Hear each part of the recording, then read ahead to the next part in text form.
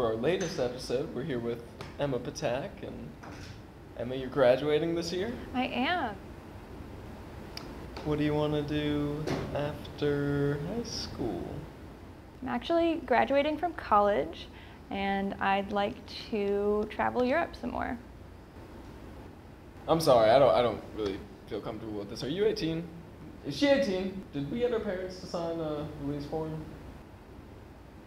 I think we're just gonna play this one safe.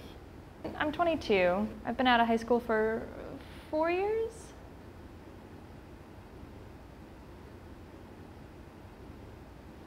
Is my face gonna be like this the whole time?